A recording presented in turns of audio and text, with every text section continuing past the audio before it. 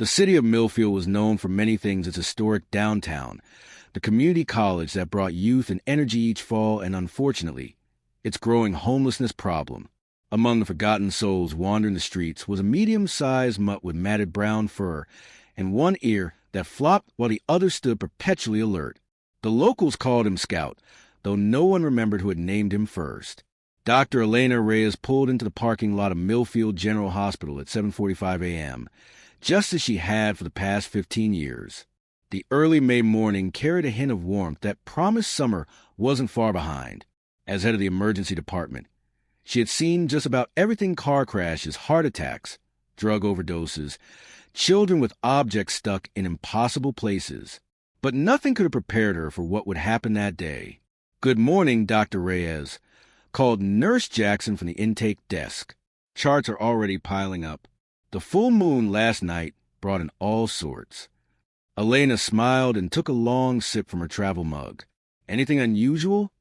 "Just the standard Saturday morning chaos. Mrs. Peterson is back with chest pains that mysteriously appear whenever her daughter visits from Chicago." The hospital hummed with the usual morning routine: shift changes, beeping monitors, squeaking gurney wheels on linoleum floors. No one paid attention to the commotion starting near the automatic doors at the ambulance bay. No one except for Tomas, the young janitor who had been working the early shift. "Dr. Reyes," he shouted, bursting into the break room where she was shrugging into her white coat. "You need to come now. There's a dog." "A dog?" Elena frowned, following Tomas down the corridor. "Call animal control. We can't have strays in the hospital." "No, doctor, you don't understand," Tomas insisted, his voice trembling with urgency. "This dog had brought something in a bag." As they rounded the corner to the emergency entrance, Elena saw a small crowd gathered. Security guards, receptionists, and a few early patients stood in a loose semicircle around something. And in the center sat Scout, panting heavily, his brown eyes intelligent and desperate. Between his paws lay a black garbage bag, moving ever so slightly. The security guard, a bulky former Marine named Frank, was attempting to shoo the dog away, but Scout wouldn't budge. Instead, he gently nudged the bag with his nose and let out a pitiful whine that silenced the murmuring crowd. "Everyone back," Elena commanded, her doctor's voice cutting through the chatter. "Give us some space." The dog looked up at her, and Elena was struck by the human-like entreaty in those amber eyes. She approached slowly, crouching down. "Easy there, boy," she said softly. "What have you got?" Scout backed away from the bag, but remained watchful, his body tense with anticipation. The bag shifted again, and this time there was no mistaking it. Something was inside. Something alive. "Nurse Jackson, gloves, please," Elena said, not taking her eyes off the bag. The crowd held its collective breath as Elena carefully reached for the twisted top of the garbage bag. The plastic was damp with morning dew and smeared with dirt. Scout whined again, more urgently this time. "Dr. Reyes, be careful," Frank warned. "Could be anything in there. Raccoon, possum." Elena tugged at the plastic, loosening the knot someone had hastily tied. The opening widened, and at first, all she could see was darkness. Then she peered closer, and her heart stopped. Two tiny eyes stared back at her from within the bag. "Oh my God," she breathed, then instantly shifted into emergency mode. "I need a trauma team in Bay 1 now." With trembling hands, Elena reached into the bag and gently lifted out a tiny infant, no more than a few hours old. The baby was wrapped in a filthy sweatshirt, its tiny face blue-tinged and still. For one terrible moment, Elena thought they were too late. Then the infant gave a weak, mewling cry. "It's a girl," Nurse Jackson said in disbelief as she helped Elena carry the baby inside. "How did that dog?" Scout followed them through the automatic doors, ignoring Frank's attempts to block him. "The dog stays," Elena ordered over her shoulder. "He saved this child's life." In Trauma Bay 1, the team worked with practice efficiency. The baby was severely hypothermic, dehydrated, and showing signs of respiratory distress. An umbilical cord, unprofessionally cut and tied with what looked like a shoelace, suggested a non-hospital birth. As they connected monitors and inserted a tiny 4 line, Elena couldn't help but wonder about the story behind this desperate situation. Temps at 94.3, called a nurse, heart rate 90 and thready. Start warming protocols. Elena ordered. Push D10 at maintenance. Get neonatology down here stat. Through the glass partition, Elena could see Scout sitting obediently in the hallway, his eyes never leaving the trauma bay. Hospital protocols prohibited animals, but no one had the heart to remove him. As the baby's color improved under the warming lights, Elena noticed something else tucked into the sweatshirt, a crumpled, dirt-smudged note. She carefully unfolded it with her gloved hands. "Her name is Hope," Elena read aloud, her voice catching. "I can't take care of her. I'm so sorry. Please help her. Scout knows good people." The handwriting was shaky, desperate, the final plea of someone with nowhere else to turn. "Scout knows good people," Nurse Jackson repeated, looking through the glass at the dog who sat patiently waiting. How did that dog know to bring her here? Elena shook her head in wonder. "I don't know, but he did." The baby's monitors began to show stronger vital signs as her tiny body responded to treatment. Her cries grew stronger, more insistent, the beautiful sound of fighter not ready to give up. "Call social services," Elena said, unable to tear her eyes away from the infant. "And someone get that dog some water and food. He's earned it." Outside in the waiting room, word was spreading about the stray dog who had carried a newborn baby to safety. Patients forgot their ailments as they whisper about the miracle unfolding in their community hospital. And Scout, seeming to understand he had completed his mission, finally lay down on the cool linoleum floor, exhausted but vigilant. By noon, the story had spread throughout Millfield. Local police officers arrived to take statements and begin investigating what was clearly a case of child abandonment, potentially a much more serious crime if they hadn't found the baby in time. Detective Marcus Winters, a soft-spoken man with tired eyes and a reputation for dogged persistence, interviewed Elena in her office. "So the dog just walked with a garbage bag?" he asked, his pen hovering over his notepad. "Not exactly walked in," Elena clarified. "He was trying to get attention at the ambulance bay doors. When someone finally noticed him, he was sitting with the bag, nudging it, clearly trying to get help." Detective Winters shook his head in disbelief. "And the note? Just those few lines?" Elena handed over the evidence bag containing the crumpled paper. "Her name is Hope. I can't take care of her. I'm so sorry. Please help her. Scout knows good people." "That's it. Scout being the dog, I assume," Winters said, examining the note. "So someone knows this animal well enough to trust it with their newborn child. That narrows things down." Elena leaned forward. "What will happen to the baby?" "Standard procedure. Once she's medically cleared, she'll go into emergency foster care while we try to locate the mother." The detective's face softened momentarily. "How is she doing?" "Better," Elena said. "She stabilized and the neonatologist is optimistic. No obvious birth defects or substance exposure issues. Just a premature arrival into a world that wasn't ready for her." She paused. "And the dog?" Detective Winters smiled slightly. "Animal control should be here soon." "No," Elena said firmly. "That dog saved her life. He deserves better than a cage at the pound." The detective raised an eyebrow. "What do you suggest, doctor? The hospital can't keep a stray dog." Before Elena could respond, her phone buzzed with a text from the front desk. "Excuse me," she said, reading the message with growing surprise. "It seems we have a situation downstairs. A young woman is here, hysterical, asking about a baby and a dog named Scout." They hurried downstairs to find a thin, pale girl no older than 17, her face tear-streaked in panic as hospital security tried to calm her. "Where is she? Where's my baby?" the girl cried, her voice hoarse and desperate. "Is she okay? Please, I need to know if she's alive." Scout, who had been dozing in a corner of the waiting room where the staff had been slipping him treats, suddenly perked up. He bounded across the room with unexpected energy and began circling the young woman, whining and pressing against her legs. "Scout," the girl sobbed, dropping to her knees to embrace the dog. "You found help. Good boy. Oh, God, such a good boy." Detective Winters stepped forward, his expression carefully neutral. "I'm Detective Winters." "And you are?" The girl looked up, fear replacing relief in her eyes. "I'm Mia. Mia Thornton. Is my baby okay? Please, I just need to know she's alive." Elena knelt beside the trembling teenager. "Your daughter is stable, Mia. She's small and came into the world a bit early, but she's responding well to treatment."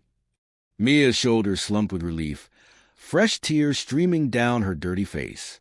"I didn't know what to do," she whispered.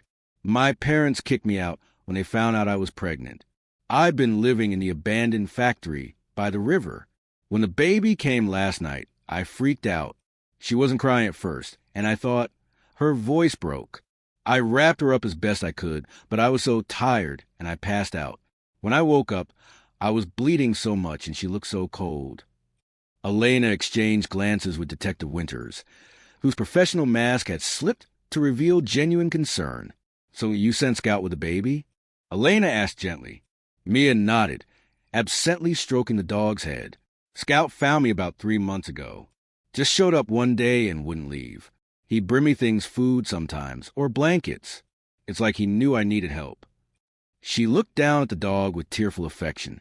"When I realized I couldn't make it to the hospital myself, I remembered how Scout always seemed to know where to go for help. I told him to take the baby to good people, and he brought her straight here." Elena marveled. Detective Winters cleared his throat. "Mia, you need medical attention too, and we need to discuss what happens next. There are legal issues here. Am I going to jail?" Mia asked, her voice small. "I didn't abandon her. I sent the only help I could." Elena stood up decisively. "First things first. Mia needs medical care. Detective, your questions can wait until she's been examined." She turned to a nearby nurse. "Get an OB consult and prep a room. Possible postpartum hemorrhage." As they helped Mia onto a wheelchair, Scout refused to leave her side. The dog that had been astray that morning was now appointed guardian. His mission seemingly expanded to include both mother and child. "What about Scout?" Mia asked weakly as they wheeled her toward the elevator. Detective Winters surprised everyone by answering, "I think Scout has earned a reprieve from animal control, at least until we sort this out."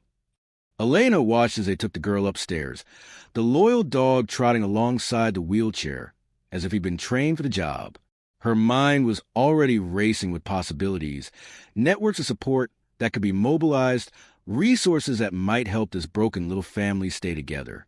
By evening, the story had exploded across Millfield. Local news vans parked outside the hospital, reporters eager for details about the miracle dog who had saved an abandoned baby. Social media buzzed with photos of Scout, snapped by hospital visitors and shared thousands of times. Hashtag Scout the Hero was trending in the region. Elena had just finished checking on baby Hope, now pink and properly hydrated in the NICU, when her phone rang.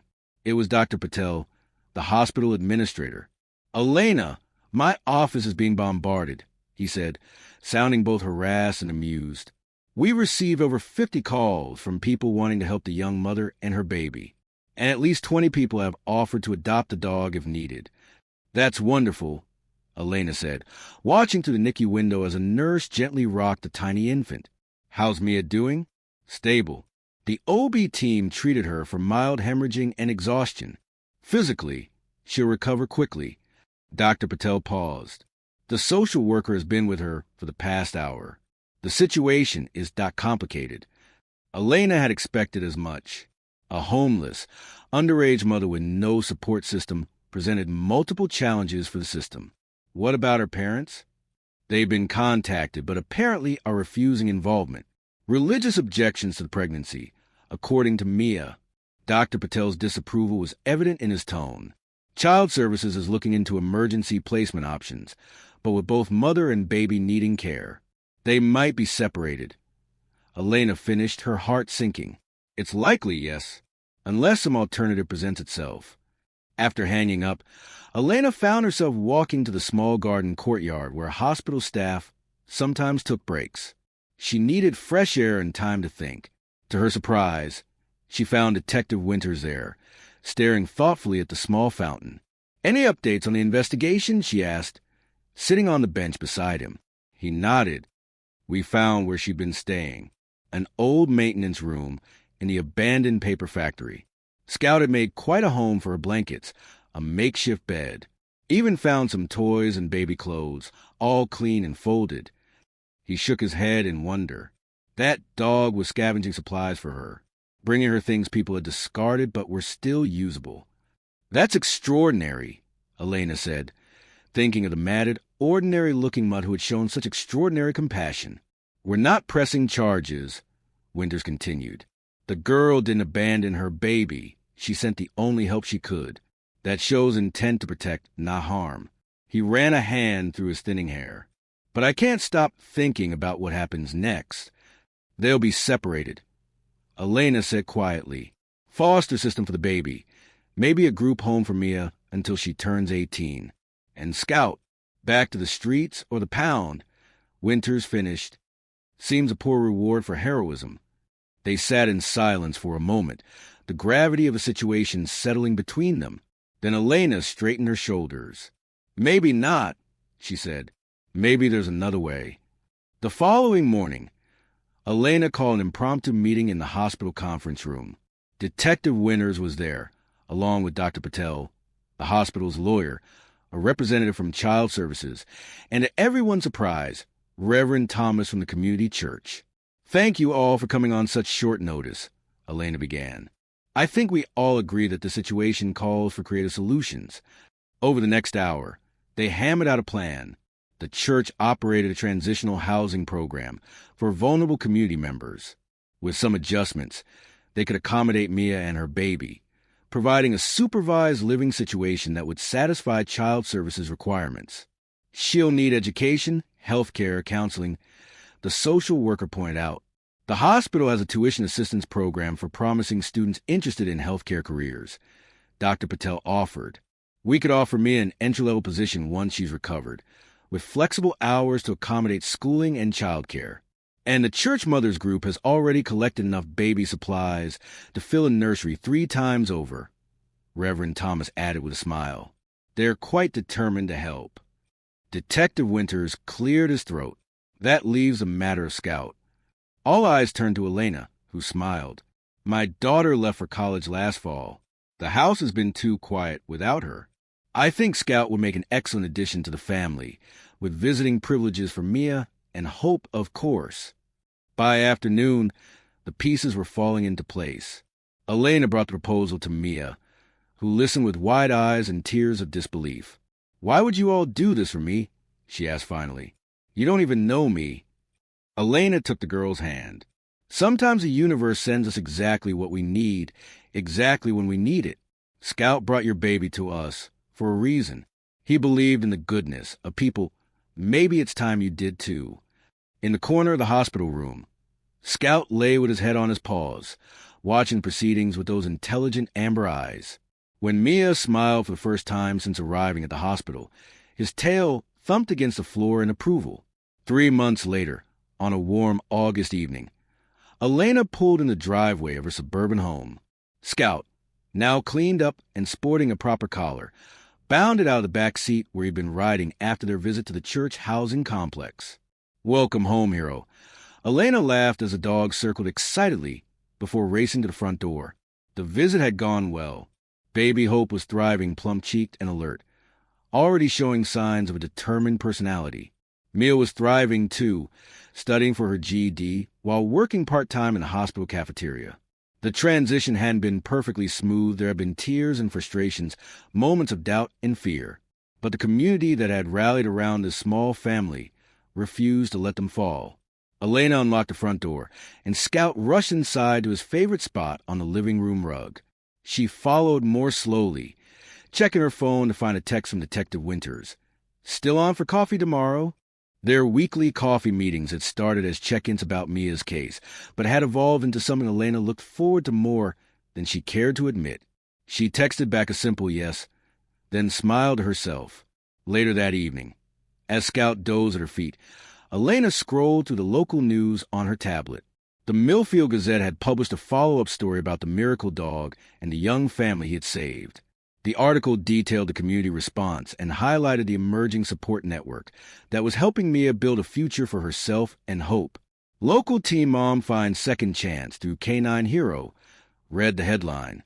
The accompanying photo showed Mia in her hospital cafeteria uniform, holding Hope, with Scout sitting proudly beside them.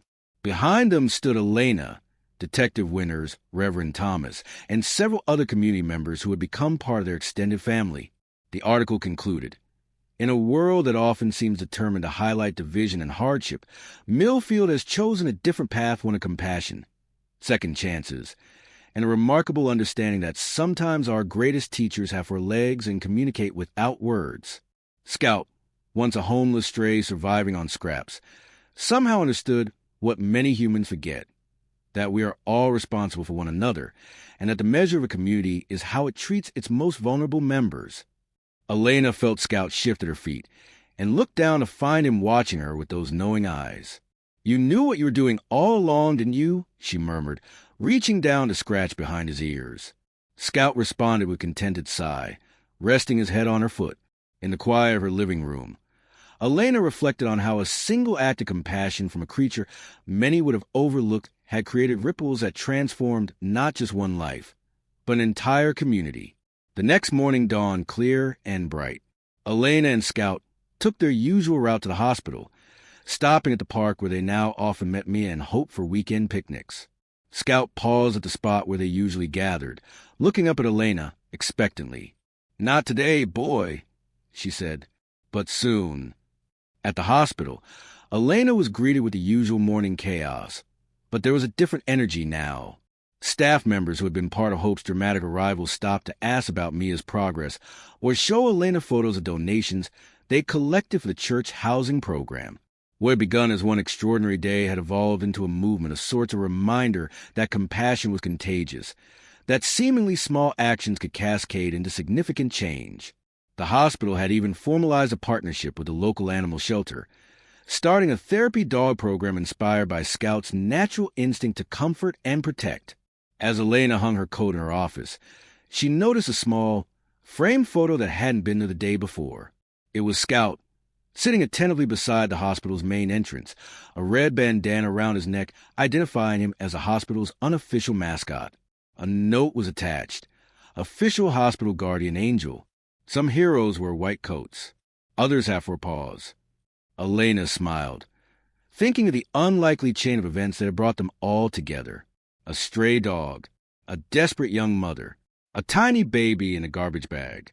Such a precarious beginning could have ended in tragedy. Instead, it had become a testament to resilience and community. Outside her window, life in Millfield continued, people rushing to appointments, ambulances arriving with new emergencies, the constant flow of human drama that made up her daily work. But Elena's perspective had shifted. Where once she might have seen only problems to solve, now she looked for the Scout in every situation, the unexpected hero, the overlooked solution, the bridge between despair and hope. Scout had carried more than a baby in that garbage bag. He had carried a reminder that sometimes salvation comes from the most unexpected sources, that miracles often walk right past us, unrecognized until they perform the extraordinary. "Her name is Hope," the note had said, and indeed, Hope was what Scout had delivered to all of them, not just the infant who now bore that name, but to everyone whose life had been touched by a stray dog's determination to find help for those who needed it most. As Elena prepared to start her rounds, she paused at her office door, thinking of Mia and baby Hope waking up in her safe, warm room at the church housing complex, of Detective Winters, probably already on his second cup of coffee at the precinct, of Scout, now snoozing contentedly in the staff lounge where he had become an honorary therapy dog, bringing comfort to stressed medical workers between shifts. From tragedy averted to community transformed, all because a stray dog carried a black garbage bag into a hospital on an ordinary May morning. And when they opened it, they didn't just freeze in shock. They opened their hearts to the possibility that sometimes heroes come in the most unexpected packages. The story of Scout, Mia, and baby Hope became legendary in Millfield. Local schools invited Elena to tell the tale to wide-eyed children who giggled in delight when Scout, now sporting a custom vest identifying him as a therapy dog, accompanied her on these visits. The most important thing Scout taught us, Elena would tell the children, is that heroes don't always look like what we expect. Sometimes they're dirty and hungry and have no home of their own, but that doesn't make their courage any less real. The children would nod solemnly, reaching out to pet Scout's now glossy coat.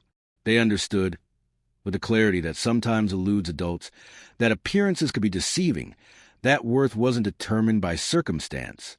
On Hope's first birthday, the hospital hosted a celebration. Mia, now with her GED completed and enrolled in community college nursing courses, beamed with pride as her daughter took tentative steps across the hospital garden, chubby hands reaching for Scout, who watched over her with patient devotion. Detective Winters, now a regular fixture in Elena's life, helped serve cake to the gathered crowd, hospital staff, church volunteers, social workers, and community members who had become part of this unlikely family. If you had told me a year ago that a stray dog would change how this entire town functions, I have thought you were crazy, he told Elena as they watched Hope toddle toward her mother.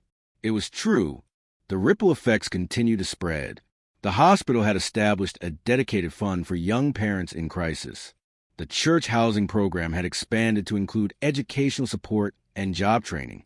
Even the local animal shelter had seen a surge in adoptions as people, inspired by Scout's story, opened their homes to pets in need. But perhaps the most profound change was less visible a shift in perspective that had taken root in Millfield. People looked at each other differently now, with more generosity and patience. The understanding that everyone had value, that everyone deserved a second chance, had permeated the community consciousness. As the party wound down, Elena found herself sitting on a bench beside Mia, watching as Detective Winters pushed Hope on a tiny swing, Scout keeping vigilant watch nearby. "I was so scared that day," Mia admitted quietly. "I thought my life was over. And now?" Elena asked.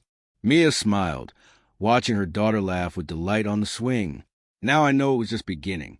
Scout didn't just save Hope that day. He saved all of us." Elena nodded, thinking of how her own life had been transformed, her empty nest now filled with Scout's loyal presence. Her heart opened to new possibilities with Detective Winters. Her sense of purpose expanded beyond the hospital walls. "That's the thing about rescue," she said. "Sometimes it's hard to tell who rescued whom." In the golden afternoon light, as Hope's laughter mingled with the gentle rustle of leaves, the truth of those words settled over them all.